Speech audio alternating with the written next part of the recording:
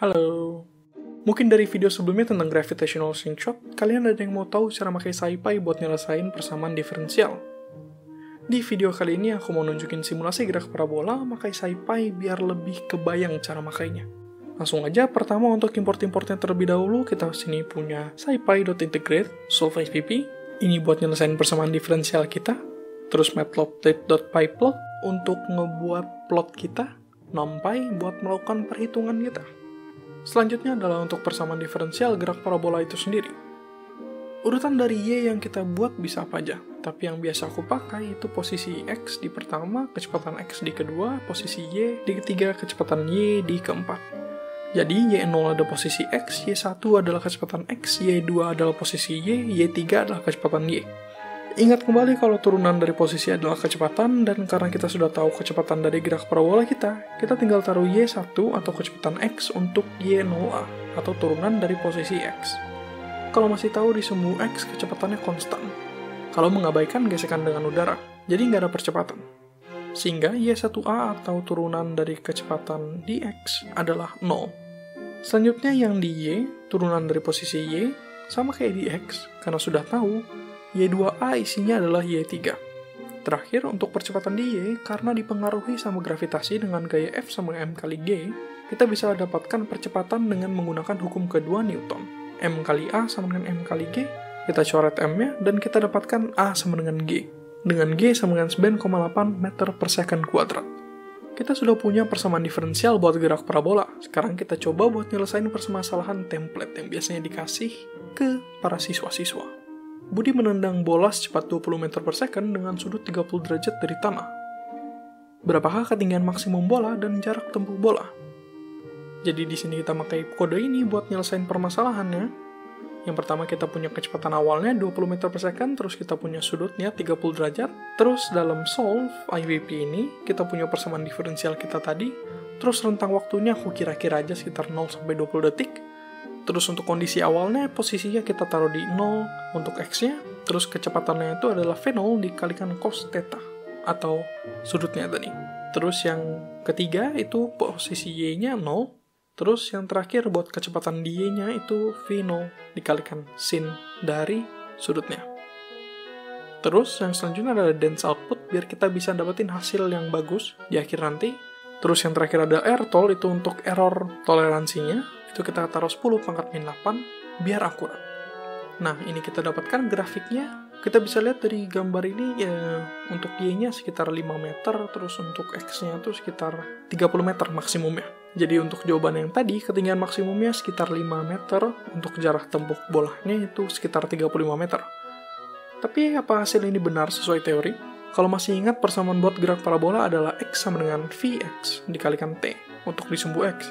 Dan Y sama dengan VYT tambah setengah GT kuadrat untuk di sumbu Y. Kita coba dapatkan nilai X dan Y untuk waktu dari 0 sampai jatuh ke tanah, dan kita bandingkan hasilnya dengan yang dari SciPy. Dan kita lihat di sini hasilnya persis sama dengan hasil yang SciPy. Kalau dilihat hasil yang SciPy itu ngehalangin hasil yang teori, jadi warnanya agak kecampur. Nah, setelah ini kita lihat satu-satu apa yang terjadi di sumbu X dan di sumbu Y. Pertama, yang di sumbu X, kita lihat kalau jaraknya itu berubah secara linear atau lurus. Jadi, yang tadi ini kita buat percepatannya 0, jadi kecepatannya konstan, dan karena kecepatannya konstan, perubahan jaraknya berubah beraturan, dan inilah yang dinamakan gerak lurus beraturan.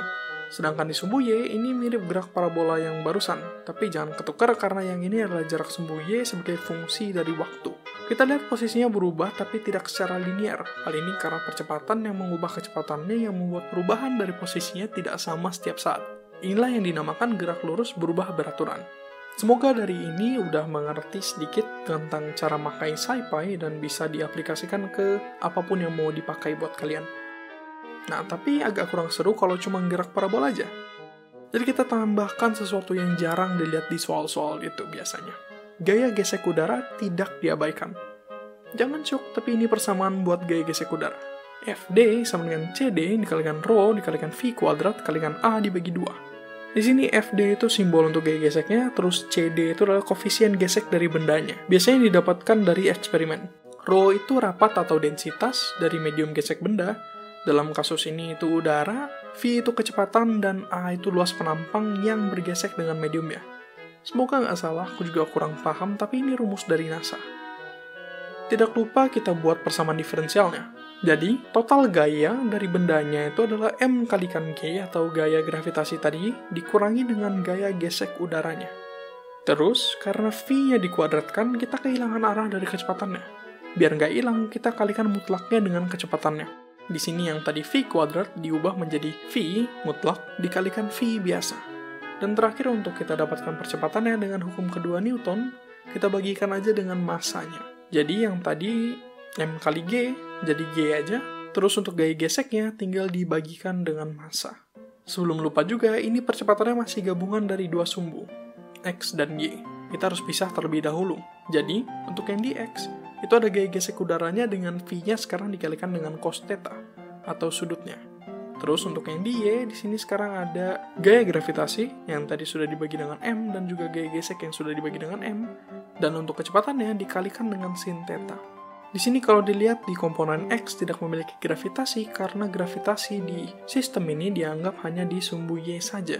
Untuk contoh soal kita buat sama dengan sebelumnya, menendang bola dengan kecepatan 20 meter per second dengan sudut 30 derajat dari tanah, terus bolanya memiliki spesifikasi diameter 0,23 meter, berat 0,4 kg, koefisien geseknya 0,25 yang didapatkan dari NASA juga. Buat rho-nya kita asumsikan di ketinggian air laut sekitar 1,217 kg per meter kubik. Karena kita sudah punya diameter, kita bisa dapatkan luas permukaan bola yang bergesek dengan udara. Kita asumsikan setengah dari permukaannya.